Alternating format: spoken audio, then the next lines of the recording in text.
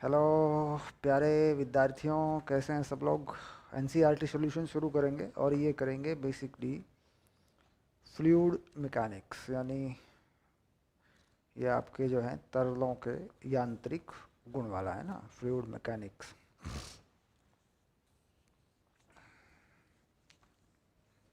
Chapter number 10 है ये, और इसमें जो उदाहरण थे पिस्टन वगैरह पर या आपकी लिफ्ट पर वो हो गए हैं। और यहाँ देखिए, मैं कुछ चीज़ें बताऊंगा आपको।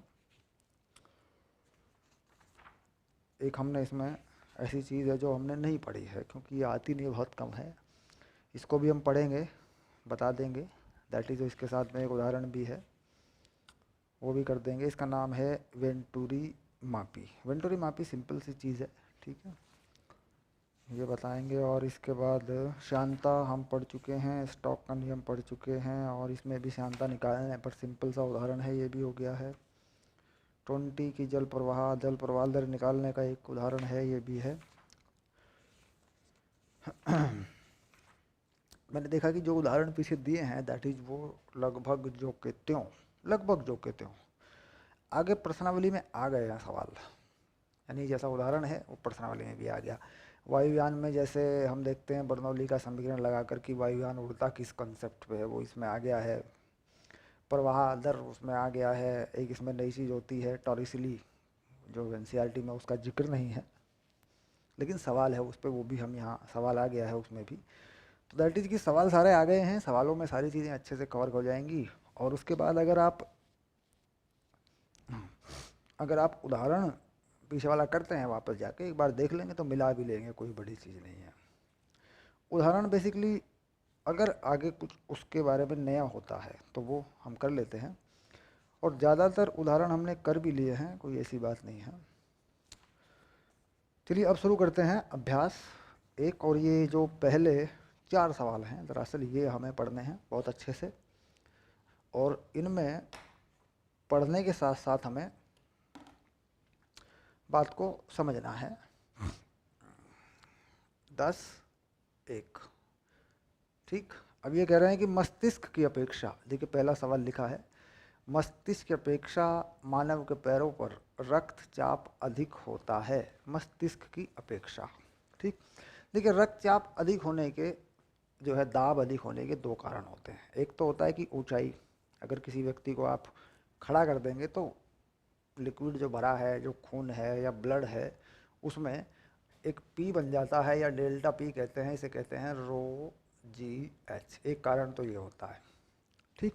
एक दूसरा कारण होता है, अगर आप बर्नौली से देखें, half rho v square plus rho g h, है ना, प्लस पी, ये कांस्टेंट भी होता है, ठीक। तो यहाँ पर आप अगर किसी व्यक्ति को सीधा लेटा देते हैं, ठीक, उसके कारण भी अगर वेग या स्पीड बढ़ जाती है तो दाब घट जाता है। अब जैसे मान लीजिए कोई व्यक्ति इस कंडीशन में है, ऐसे लेटा हुआ है, मान लीजिए यूँ, ठीक, ऐसे, ठीक। यहाँ पर उसका मान लीजिए मस्तिष्क है,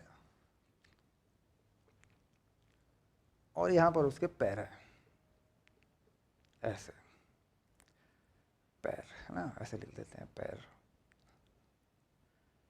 यूँ, ठीक। अब मान लीजिए मैं इस रो जी एच को छोड़ दूँ, क्योंकि हम देख रहे हैं कि भाई ये क्षैतिज स्थिति में है, तो फिर ये पी और ये वी, यानी half rho v square plus p, यही चीज़ कांस्टेंट होगी। अब इसमें अगर ये चाल घटेगी तो दाब बढ़ेगा। तो ब्लड की चाल या खून की जो रफ्तार है वो यहाँ कम है तो दाब थोड़ा सा ज़्यादा है, यहाँ पर वो तेज़ चलेगा थोड़ा सा तो दाब थोड़ा सा कम होगा। एक कारण ये हो गया। और अगर कोई व्यक्ति खड़ा है, मान लीजिए खड़ा है, ठीक, ऐसे बना देते हैं, ऐसे कोई व्यक्ति मान लीजिए खड़ा होता है, ठीक। तो यहाँ पर देखिए पैर हैं, और ये एक हाइट है, देखिए अगर देखा जाए तो ये हाइट है, देखो ये वाली हाइट है। तो इसकी वजह से एक रो जी एच जो है यहाँ ज़्यादा रहेगा पैरों में, है ना, पैर। तो 2 कारण हो गए, ऊर्ध्वाधर ऊंचाई की वजह से एक दाब बना रहता है, ठीक।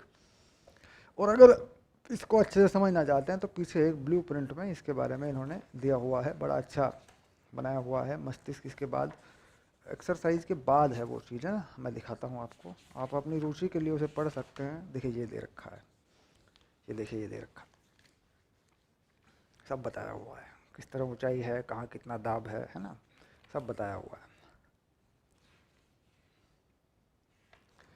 लेटे हुए व्यक्ति के दाब लगभग जो है वो एक समान है। लेटे हुए व्यक्ति के दाब एक समान है, यहाँ इसमें कोई ज़्यादा फर्क नहीं है, ठीक। ये तो सेम एक जैसे हैं, ठीक। और खड़े हुए व्यक्ति के दाब बहुत ज़्यादा हैं। अगर खड़ा है कोई व्यक्ति तो यहाँ दाब ज़्यादा है, यहाँ जो है दाब थोड़ा सा, यहाँ बहुत कम है। सबसे कम दाब यहाँ पर है, सर में सबसे कम प्रेशर है। खड़े व्यक्ति में ब्लड प्रेशर सर में सबसे कम है, 9 है, यहाँ 13 है, नीचे 28 है किलो पास्कल ऐसे दिया हुआ है। तो इसको पढ़ सकते हैं, बड़ी अच्छी चीज़ है ये, जिससे दाब का अनुमान हो जाता है हमें। अब दूसरा सवाल है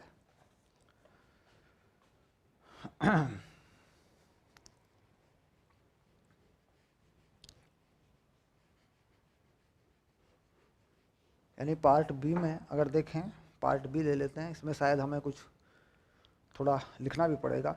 6 किलोमीटर ऊंचाई पर वायुमंडल दाब समुद्र तल पर वायुमंडल दाब का लगभग आधा है। 6 किलोमीटर की ऊंचाई पर। अब जैसे मान लीजिए ये बना देते हैं समुद्र तल,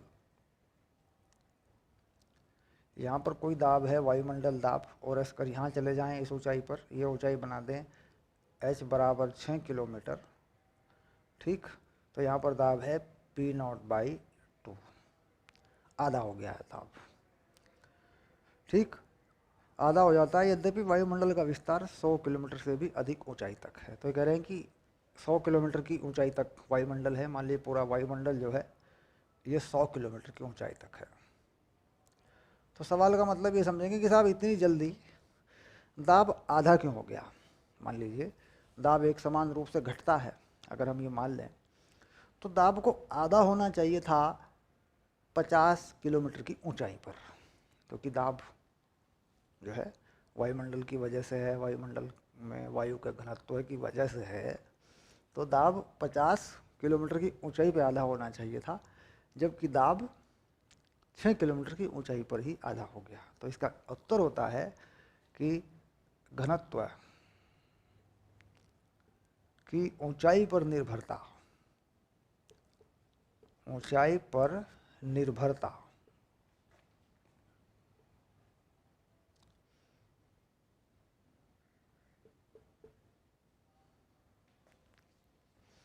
निर्भरता है ना। देखो मैं मात्राएं उल्टी पुल्टी लगा देता हूँ। मैं फिर से लिखने की कोशिश करता हूँ निर्भरता को। ये देखो, निर्भरता चर घातांकी होती है, चर घातांकी होती है। तो मैं बताऊंगा चर घातांकी होती क्या है, बस इसका उत्तर वैसे यही है, इतनी ही बात है सिर्फ। चर घातांकी मतलब ई की पावर में चलता है। अब मान लीजिए जैसे यहाँ पर जो घनत्व है, अगर मैं ऊंचाई के पदों में लिखूँ तो रो नॉट ई की पावर माइनस अल्फा एच, ये है, देखिए ये रहा। यहाँ पर ये अल्फा है, ये कोई नियतांक है, कोई कांस्टेंट है। और यहाँ पर जो घनत्व है वो हवा का या वायु का जो घनत्व है वो रो नॉट है ना।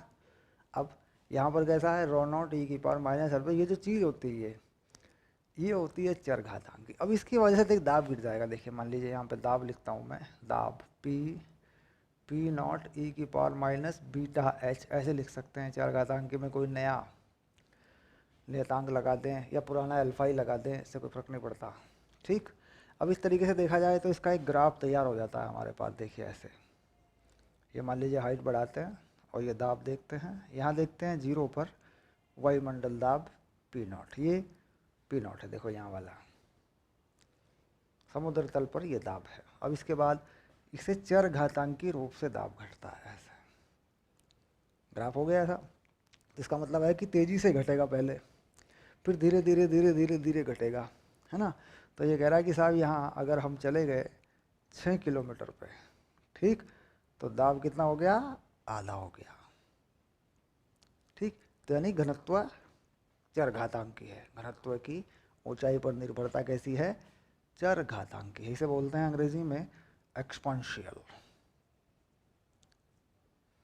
ठीक, एक्सपोनेंशियल है इसीलिए तेजी से, शुरू में तेजी से घटता है, फिर धीरे धीरे धीरे धीरे धीरे घटता है। ठीक, तो ध्यान रहे, इस कॉन्सेप्ट को पकड़ के रखेंगे, इस ग्राफ को समझेंगे और इस फार्मूले को ठीक से समझ के चलेंगे। ये देखो ये लिखा है, ये मैंने बता दिया, ये वाला है। अपने जेई के लिए, नीट के लिए इसे फोकस में रखेंगे क्योंकि बहुत बढ़िया कॉन्सेप्ट है ये। ठीक, अब ये कह रहे हैं साहब दाब जो है, अब सवाल क्या बनता है थोड़ा सा देख लें एक बार। ये कह रहा है साहब वायुमंडल दाब पी नॉट एक एटीएम है, कहाँ, समुद्र तल पर, समुद्र तल पर। ठीक, और कह रहे साहब पी नॉट बाई 2 यानी आधा हो जाता है h बराबर 6 किलोमीटर पर। तो ये कह रहा है कि h बराबर 12 किलोमीटर पर, h डैश बना देता हूँ, है ना, ये दाब जो है कितना हो जाएगा। बात समझ रहे हैं, बात को समझिए फिर से। समुद्र तल पर कितना दाब है, एक एटीएम है, एक एटमॉस्फेरिक दाब है, एक वायुमंडल दाब है। 6 किलोमीटर पे आने पे कितना दाब हो गया, आधा हो गया। ठीक, पी नॉट बाई 2 हो गया। अब ये कह रहे हैं साहब अगर 12 किलोमीटर चले जाएं तो कितना हो जाएगा, यानी 12 किलोमीटर की ऊंचाई पर चले जाएं। तो 12 किलोमीटर की ऊंचाई पर जाने के बाद क्या हो रहा है, देखिए इसका भी आधा हो जाएगा, यानी हर 6 किलोमीटर पे आधा हो रहा है। तो आगे 6 किलोमीटर से आगे कितना, अगर और 6 किलोमीटर चले गए तो इसका आधा हो जाएगा। या कुछ और हो जाएगा, जरा देख के बताओ। अब मान लो देखो यहाँ 6 किलोमीटर है, यहाँ 12 किलोमीटर पे चला गया मैं यहाँ पे, तो ये कितना होगा, ये वाली चीज़ कितनी होगी। ठीक, अब समीकरण ये देखो हमारे पास। ठीक, अब इसमें क्या करना है, आधा हो जाता है 6 किलोमीटर पे। ठीक, हर 6 किलोमीटर पे आधा आधा आधा ऐसा होता है अगर देखें तो अब इसमें लगा दें, यहीं से डायरेक्ट भी देख लेंगे, अगर यहीं से लगा दें। ठीक, अब देखो पहले केस में क्या लगाऊं, यहाँ पे आधा लगा देता हूँ, P naught by 2 P naught e की पावर माइनस, यहाँ कोई नंबर लगा देंगे बीटा, और यहाँ लगा देंगे 6 किलोमीटर। इसके बाद यहाँ पी डैश मान लेंगे, यहाँ पी नॉट मान लेंगे, यहाँ ई की पावर माइनस बीटा, यहाँ लगा देंगे 12। अब 12 किलोमीटर हो गया है। अब हमें चाहिए इस पी डैश की वैल्यू। अब यहाँ अगर देखें इस चीज़ को, ठीक, तो कट के यहाँ नंबर आएगा पी नॉट बाई 4। तो कितना आ गया, पी नॉट बाई 4। किसी भी तरीके से इस समीकरण को हल कर सकते हैं, यहाँ की वैल्यू निकाल के इसमें लगा सकते हैं। ठीक, हल करने की टेक्निक भी बता दूं तो मैं, जैसे मान लो ये पी नॉट काट लेता हूँ, देखो मैं ऐसे इसे लिख लूँगा 2 की पावर माइनस 1, इसे लिख दूँगा ई की पावर माइनस बीटा, और ये जो 6 है इसे लगा दूँगा ऊपर, सिंपल। और ये माइनस की पावर हटा दूँगा क्योंकि माइनस माइनस पावर दोनों तरफ है, इसे हटा देता हूँ। देखो ये बीटा हो गया, सिंपल हो गया। ई की पावर बीटा की वैल्यू मिल जाएगी मुझे यहाँ से। ई की पावर बीटा की वैल्यू है 2 की पावर 1/6, इधर ले आया मैं। अब ई की पावर बीटा की वैल्यू यहाँ लगाई जा सकती है। ठीक, अब देखो P dash P naught e की पावर बीटा है ना, तो ई की पावर बीटा की वैल्यू है -12, पावर में लगा दूँ -12 को, बीटा यहाँ छोड़ दूँ, तो ये कितनी है पूरी वैल्यू, ये देखो ये है क्या, ये है 2 की पावर 1/6। ठीक, अब ये 2 की पावर -2 होगी, देखो पी डैश सीधे निकल के आ गया पी नॉट बाई 4। डन हो गया लॉजिक। ठीक, तो कुल मिला के इस इक्वेशन के अनुसार यहाँ पर बनने वाले सवाल को समझेंगे। पहले वैल्यू वो डाल देंगे जो आपको दे रखा है, दूसरे समीकरण में वो डाल देंगे जो आपको निकालना है, और ई की पावर बीटा की वैल्यू निकाल के ऊपर वाली समीकरण से नीचे वाली में लगा देंगे, हो जाएगा। ठीक है,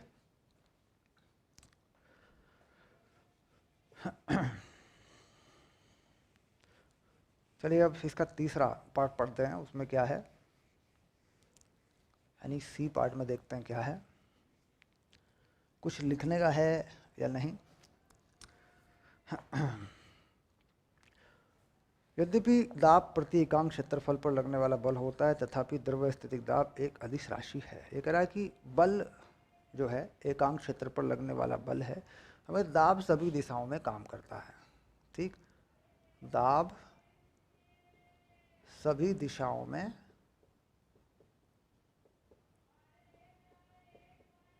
समान रूप से लगता है।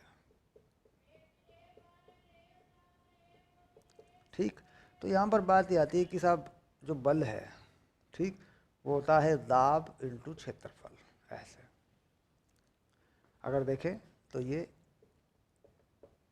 वेक्टर में निरूपण है, यानी कोई भी क्षेत्रफल होता है, मान लीजिए ये क्षेत्रफल है, क्षेत्रफल का सदिश क्षेत्रफल के तल के लंबवत होता है हमेशा। जैसे मान लीजिए तल लिया मैंने, तो क्षेत्रफल का सदिश इधर को मान सकता हूँ मैं, ऐसे। ठीक, तो चूंकि दाब बल क्षेत्रफल पर निर्भर करता है, बल क्षेत्रफल की दिशा पर निर्भर करता है, तो क्या लिख देंगे, बल क्षेत्रफल की दिशा पर निर्भर करता है और दाब सभी दिशाओं में समान रूप से लगता है, सभी दिशाओं में समान होता है। हम जिस दिशा में भी क्षेत्रफल की दिशा लेंगे उसी दिशा में बल हो जाएगा। ठीक, अब जैसे मान लीजिए, इसको फिर से समझ लें एक बार। मान लीजिए ये कोई द्रव्य है, देखिए हमें इस बिंदु पर देखना है, कोई दाब है मान लीजिए इस बिंदु पे, तो ये दाब सभी दिशाओं में है, ऐसे।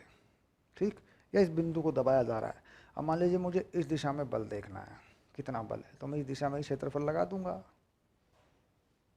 ठीक, तो दाब सभी दिशाओं में है, जिस दिशा में क्षेत्रफल लेंगे या क्षेत्रफल का तल हम मान के चलते हैं, उस तल के लंबवत क्षेत्रफल हम ये लगाते हैं, तो उसी से इस सूत्र के अनुसार हम काम करते हैं। यानी दाब और क्षेत्रफल को जोड़ने वाला जो सूत्र है PA, ये वास्तव में सूत्र नहीं है, ये गलत है। हम सामान्यतः ये लिखते हैं कि दाब जो है वो क्या है, दाब है बल बटे क्षेत्रफल। ठीक, ये हम लिखते हैं। तो ये वास्तविकता, इसकी ये चीज़ जो है ये वास्तव में ये अधूरी है। इस सूत्र को अगर पूरा लिखेंगे तो कैसा बनेगा ये सूत्र, पूरा सही सूत्र क्या बनेगा, शुद्ध रूप से सूत्र क्या होगा, सूत्र ये होगा दाब बराबर बल का परिमाण, ऐसे, और क्षेत्रफल का परिमाण, क्षेत्रफल का परिमाण, सही सूत्र ये होगा। और इसे लिखेंगे सदिश में, तो बल का परिमाण ऐसे लिखते हैं, क्षेत्रफल का परिमाण ऐसे लिखते हैं। ठीक, देखो दाब ये बनेगा, ऐसे लिख दें P, तो ये बनेगा दाब। ठीक, यानी जो सूत्र है फिर से याद दिला दूं, F/A = P, ये सूत्र गलत है, गलत है या अधूरा है, जो भी कहें, क्योंकि इसमें ये परिमाण लिखने होते हैं जो कि हम छोड़ देते हैं चीज़ों को। तो सही बल का सूत्र ये है, सदिश में निरूपण या तो ये है या फिर परिमाण में निरूपण ये है। तो बात समझ में आ गई होगी, समझ किसकी कहानी स्टोरी बन गई होगी, एकदम माइंड में सेट किया, वास्तव में ये चीज़ है ना। चलिए,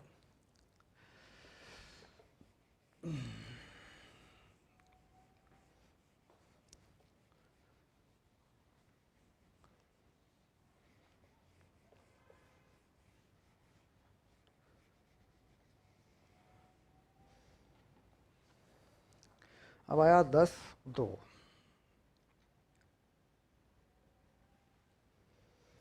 स्पष्ट कीजिए, पारे का कांच के साथ स्पर्श कोण अधिक होता है, जबकि जल का कांच के साथ स्पर्श कोण न्यून कोण होता है, पारे का। ठीक, अब देखिए इसके बताते हैं, इसके बारे में वैसे हमने पढ़ा था पृष्ठ तनाव पर, है ना। अब बना देते हैं, मान लीजिए ये है कांच, ये कांच की प्लेट है,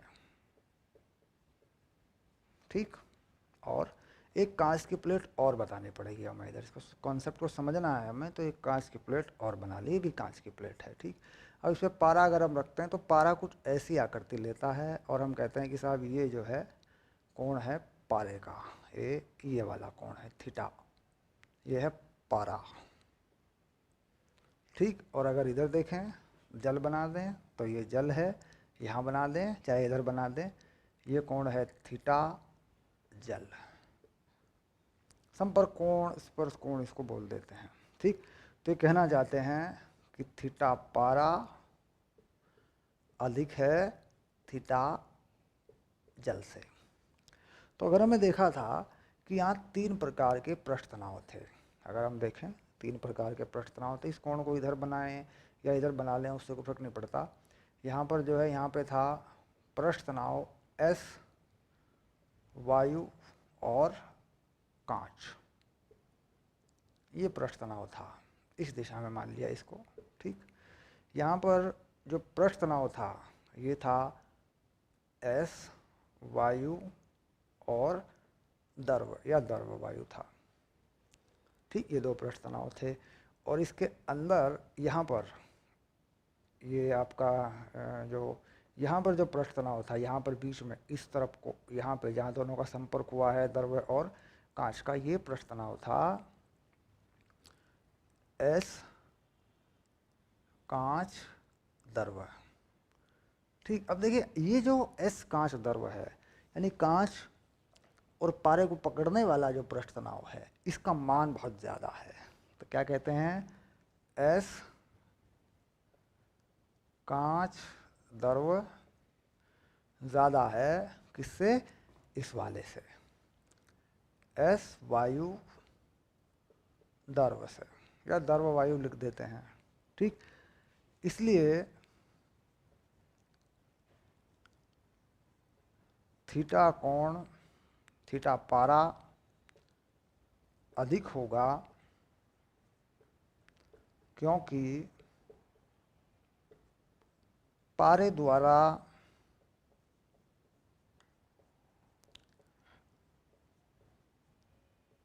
कांच के पृष्ठ को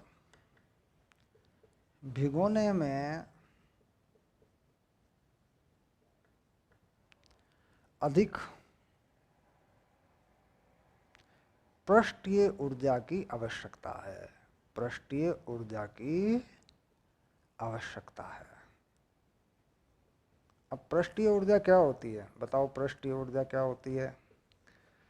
पृष्ठीय ऊर्जा याद आ रही है कि बताओ, नहीं आ रही है, बताओ पृष्ठीय ऊर्जा याद आती है कि नहीं। पृष्ठीय ऊर्जा होती है पृष्ठ तनाव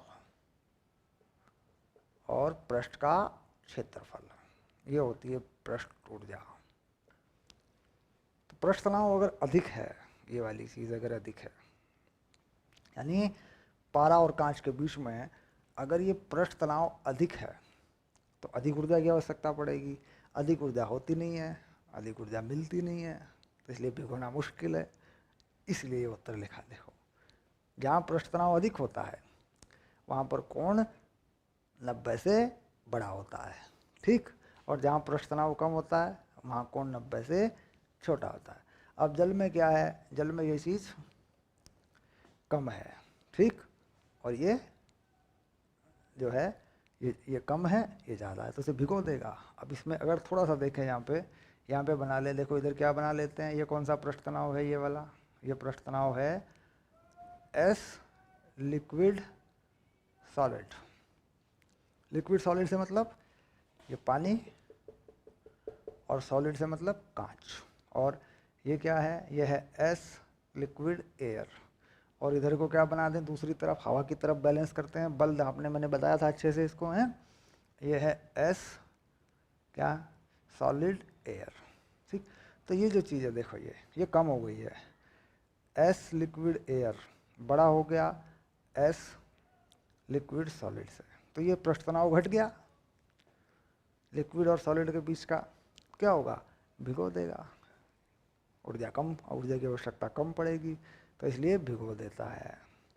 तो बात समझ में आ गई कि पानी या कोई भी द्रव अगर किसी पृष्ठ को भिगोता है, तभी भिगोता है जब उसका पृष्ठ तनाव वहाँ पे कम होता है, क्योंकि पृष्ठीय ऊर्जा कम चाहिए होती है, तब भिगोता है। ठीक, समझ में आ गई बात, सिंपली पक्का।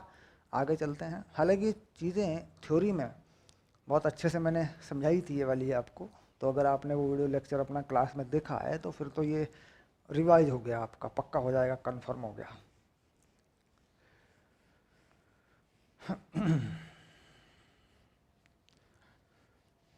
चलिए ये था ए वाला पार्ट, अब ले लेते हैं बी वाला पार्ट। कांच के स्वच्छ समतल पर जल फैलने का प्रयास करता है, जबकि उसी पृष्ठ पर बूंदें, पारा उसी पृष्ठ पर बूंदें बनाने का प्रयास करता है। ये सेम सवाल है बिल्कुल, सब कुछ मैंने एक्सप्लेन कर दिया है। ए और बी में कोई फ़र्क नहीं है, ए और बी सेम है, एक ही तरीके से दोनों के उत्तर हैं, ए बी और बी बी, ये दोनों में वही एक्सप्लेनेशन है जो मैंने अभी बता दिया आपको। अब चलते हैं, ये दोनों हो चुके हैं, आप पढ़ के देखेंगे, सिंपल पढ़ दिया मैंने, सेम है बिल्कुल। अब आया सी। किसी द्रव्य का पृष्ठ तनाव पृष्ठ के क्षेत्रफल पर निर्भर नहीं करता। ठीक, अब क्या कहते हैं, पृष्ठ तनाव। ठीक, इसे कहते हैं पृष्ठीय ऊर्जा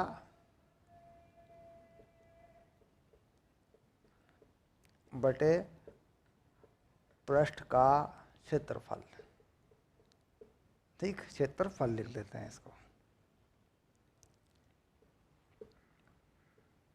ऐसे। ये सूत्र है तो सूत्र बता रहा है, देखो, पृष्ठीय एकांक पृष्ठीय क्षेत्रफल पर ऊर्जा।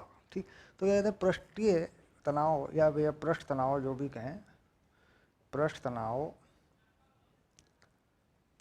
अणुओं के मध्य लगे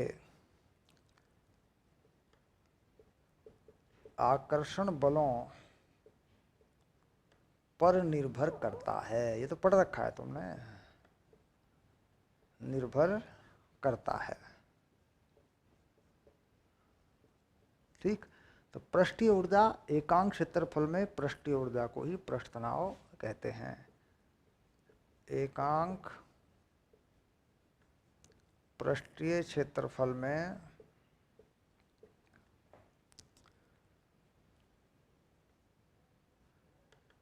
पृष्ठीय ऊर्जा को ही पृष्ठ तनाव कहते हैं।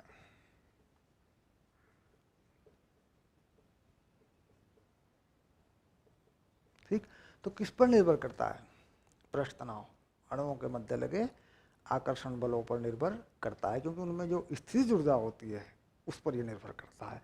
अब यहाँ पर बात आती है कि साहब पृष्ठ तनाव हो गया, पृष्ठीय ऊर्जा एकांक क्षेत्रफल में आ गई, तो पृष्ठीय ऊर्जा निर्भर करती है क्षेत्रफल पर। तो क्या इस सूत्र को अगर देखें थोड़ा सा, पृष्ठीय ऊर्जा को लिख देता हूँ U, क्षेत्रफल को लिख देता हूँ A, और पृष्ठ तनाव को लिख देता हूँ T, ऐसे। ठीक, तो U समानुपाती A, यानी पृष्ठीय ऊर्जा पृष्ठीय क्षेत्रफल पर निर्भर करती है, किसी भी लिक्विड के अंदर, किसी भी तरल के अंदर उसका पृष्ठ तनाव अचर रहता है। किस पर निर्भर करता है पृष्ठ तनाव? अणुओं के मध्य लगे हुए आकर्षण बलों पर।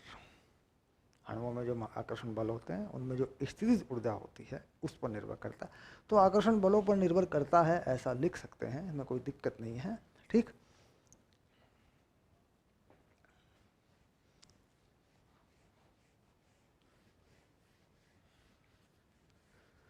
तो ए बी सी हो गए हमारे पूरे सवाल, ए बी सी हो गए। अब चलते हैं डी में। जल में घुले अपमार्जकों के स्पर्श कोणों का मान कम होना चाहिए मैल अणुओं के साथ।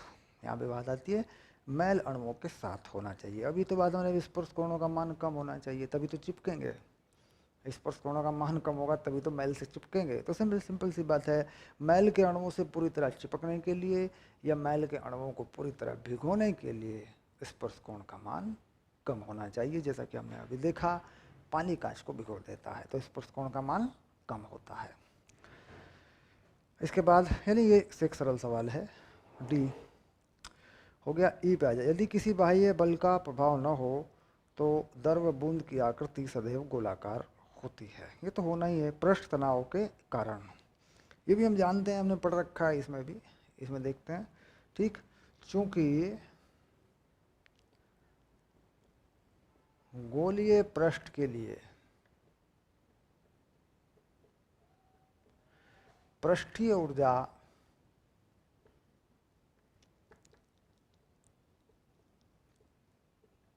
कम से कम होती है,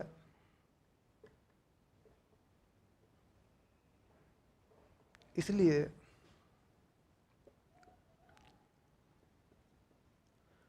कोई भी द्रव गोलाकार पृष्ठीय आकृति धारण करता है या करने का प्रयास करता है।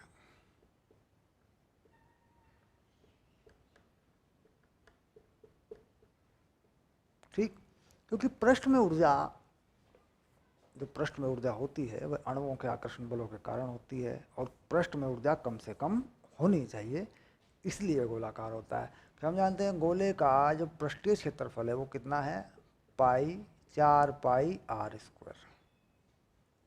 कम से कम पृष्ठ क्षेत्रफल गोले का होता है उसी आयतन में। अगर हम उसी आयतन में, उतने ही आयतन में और बहुत सारे पृष्ठ क्षेत्रफल बड़े बना सकते हैं, तो गोले का पृष्ठ क्षेत्रफल 4 पाई r स्क्वायर होता है, कम से कम होता है।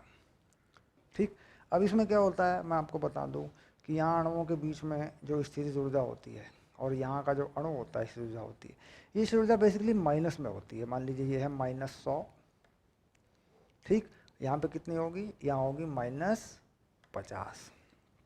देखा जाए तो माइनस में तो कम हुई है, लेकिन वास्तव में ज़्यादा हो गई है। अब कोई अणु अगर इसके अंदर है, उसके पास कितनी स्थितिज ऊर्जा है, मान लीजिए 100 है, और कोई अणु अगर पृष्ठ पर है तो कितनी है, -50 है।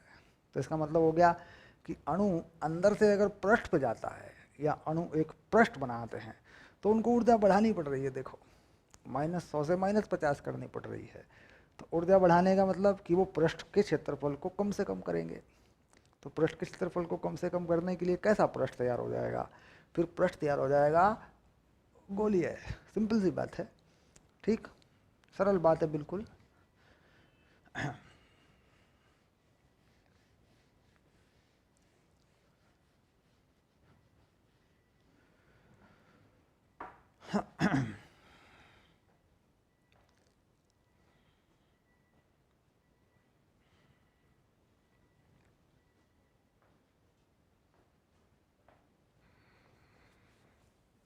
तो ये सारे हो गए हैं, 10-2 पर हमने विचार कर लिया है। विचार के लायक सवाल हैं, इन पे विचार करना चाहिए, पढ़ना चाहिए।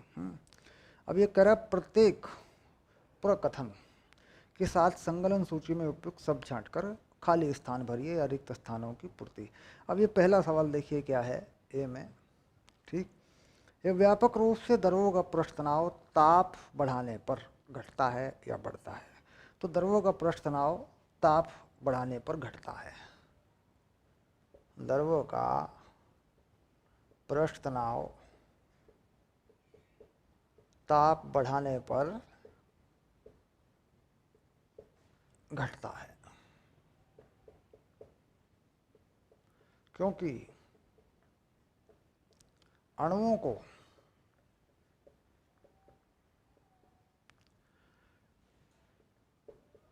ताप बढ़ने से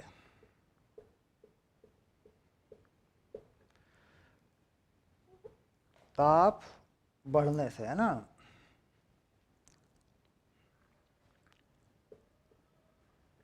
ऊष्मीय ऊर्जा प्राप्त हो जाती है,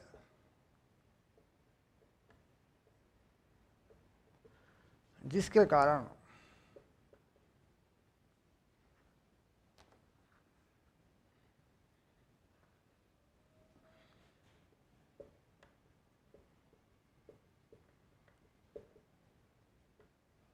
उनके मध्य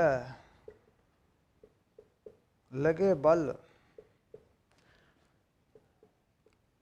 के परिमाण घट जाते हैं।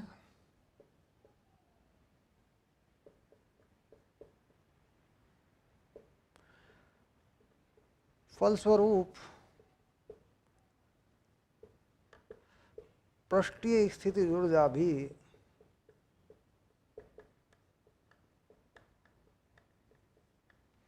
घट जाती है या घटती है। बस अब इस स्टेटमेंट को जरा पढ़ लें एक बार ठीक से, क्योंकि कुछ चीज़ें आपस में जुड़ी हुई हैं। द्रव्य का पृष्ठ तनाव ताप बढ़ाने पर घटता है, ये तो सामान्य सी बात है। अब देखते हैं क्योंकि क्यों होता है ऐसा?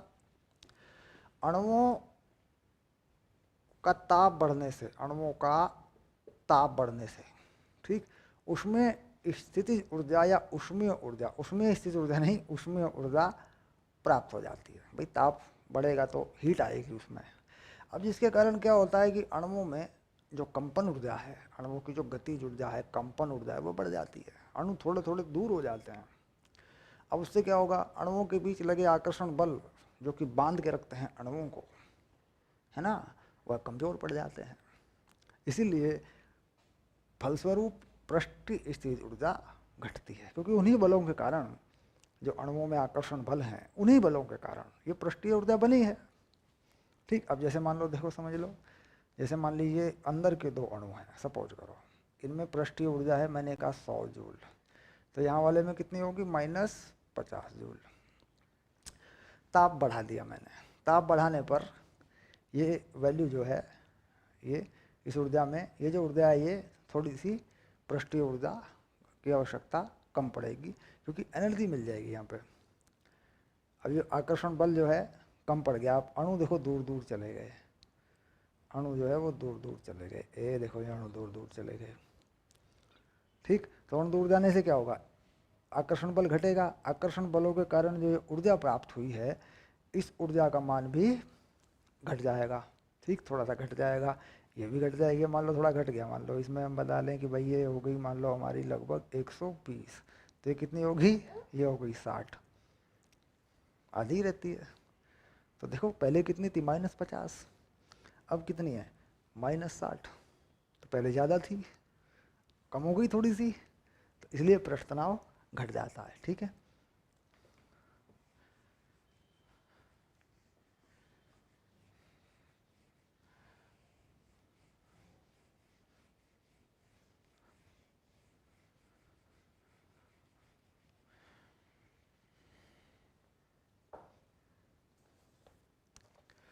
अब आगे चलते हैं। गैसों की श्यानता ताप बढ़ाने पर घटती है या बढ़ती है, जबकि द्रवों की श्यानता ताप बढ़ाने पर घटती है या बढ़ती है। तो द्रवों की तो आपने देख ली, ठीक है, मैंने सॉरी पृष्ठ तनाव आपने देखा। अब श्यानता की बात कर रहे हैं, तो सेम चीज़ है। ये श्यानता जो है, दैट इज वो जो श्यानता की परिभाषा आप देते हैं, वो भी अणुओं में आकर्षण बलों के कारण ही आप देते हैं। तो यहाँ ये चीज़ें मिलाई जा सकती हैं। श्यानता जो है घटती है द्रवों की और बढ़ती है गैसों की। ठीक, तो गैसों की श्यानता ताप बढ़ाने पर लिख के देंगे, और थोड़ा सा समझने की कोशिश भी करेंगे। ताप बढ़ाने पर गैसों की श्यानता बढ़ती है, ठीक, और ताप बढ़ाने पर द्रवों की श्यानता घटती है। ठीक, श्यानता, श्यानता का मतलब घर्षण, अणुओं में आपसी घर्षण, अणुओं की अपेक्षिक गति में घर्षण। तो इससे क्या होता है? ये देखिए ये चीज़ क्यों हो रही है, श्यानता बढ़ती है, ये वाली चीज़ जो आ रही है। ठीक, तो गैसों की बात अगर करें, गैसों में अणुओं की आपसी गति बढ़ जाती है।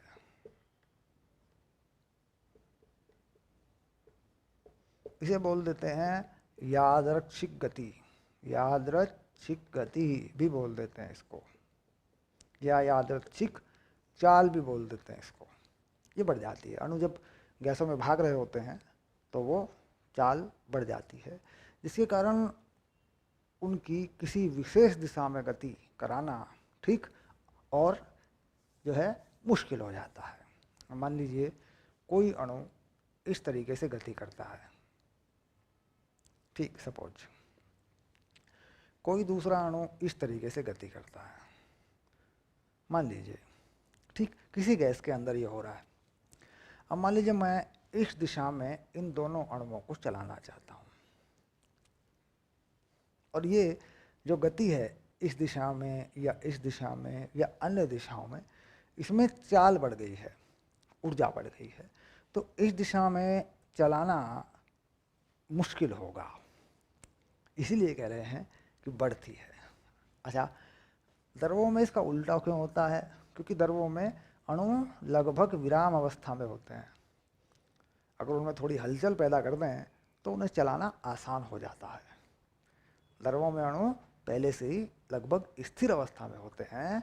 अगर हम उन्हें गर्म कर दें तो वो अणु चलने लगते हैं। चलने लगते हैं तो फिर और चलाना थोड़ा आसान हो जाता है। ठीक, यानी बिल्कुल विराम अवस्था में है, थोड़ा चले तो आसान हो जाता है।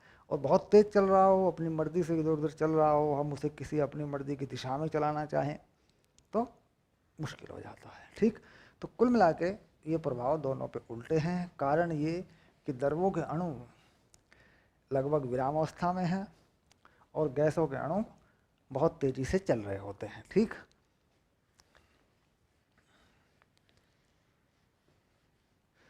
ये हो गया 10-3।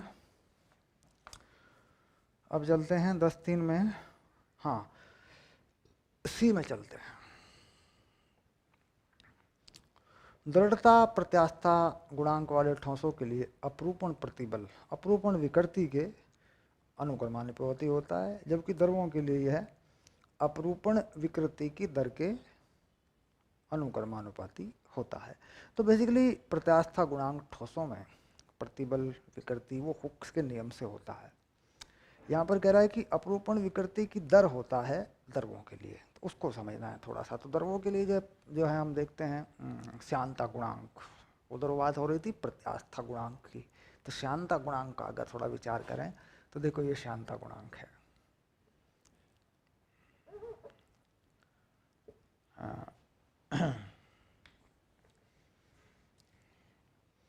मैं श्यान बल लिख लेता हूँ, श्यान बल का परिमाण ही लिख लेता हूँ। देखो ऐसे, क्योंकि माइनस भी होता है ना इसमें। ये है delta we by delta x, ये होता है। कोई दो लेयर हम मान लेते थे, याद आ रहा होगा है ना। इन दोनों लेयर में लिक्विड की दोनों लेयर हैं, इसमें वी मान लेते थे चाल, इसमें वी प्लस डेल्टा वी मान लेते थे। डेल्टा वी का फ़र्क है और इन दोनों की मोटाई को, बीच की डिस्टेंस को एक्स या डेल्टा एक्स या डी एक्स मान लिया करते थे। डी एक्स लिख सकते हैं, डेल्टा एक्स लिख देता हूँ, चलो ठीक।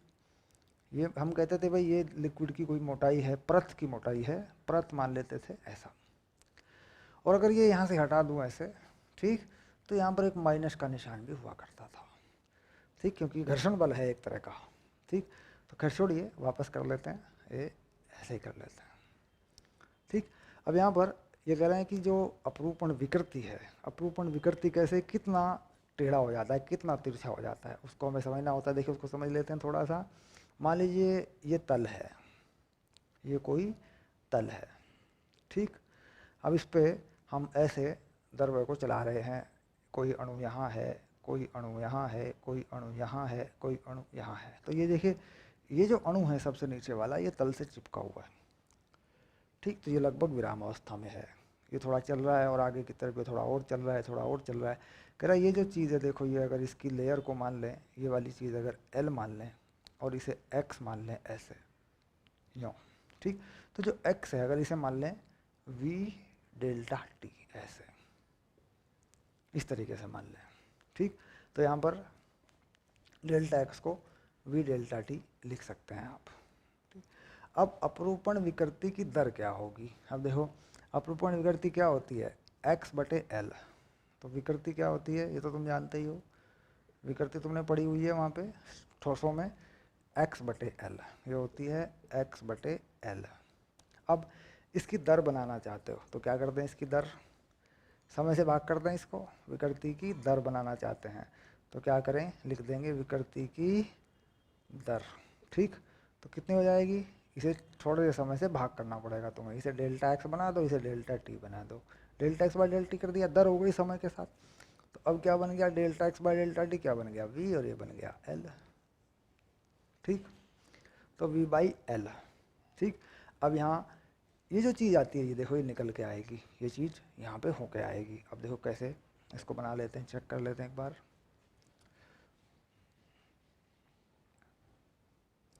ओके, अब देखो ये श्यानता गुणांक बना देते हैं, ये हो गया F बटे A, ठीक। अब ये हो गया क्या, ये हो गया प्रतिबल, ठीक। और ये जो डेल्टा एक्स है दरअसल ये क्या बन जाएगा, ये बन जाएगा एल। यहाँ तो डेल्टा एल है लेकिन वहाँ ये एल बनेगा, कितनी मोटाई की परत है तो वो एल बन जाएगा।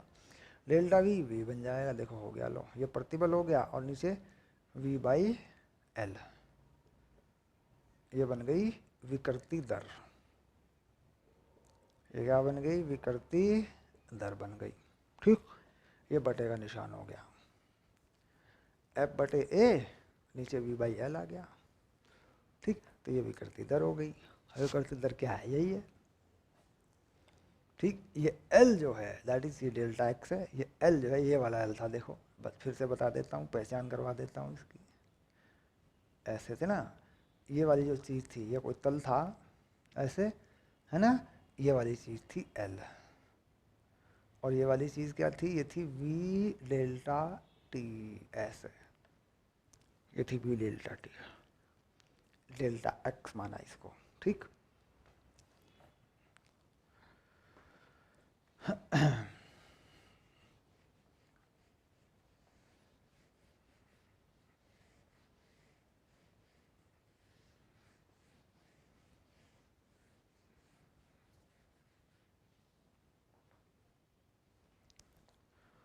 तो ठोसों में प्रतिबल बटे विकृति है प्रत्यास्थता गुणांक, और श्यानता गुणांक प्रतिबल बटे विकृति की दर है।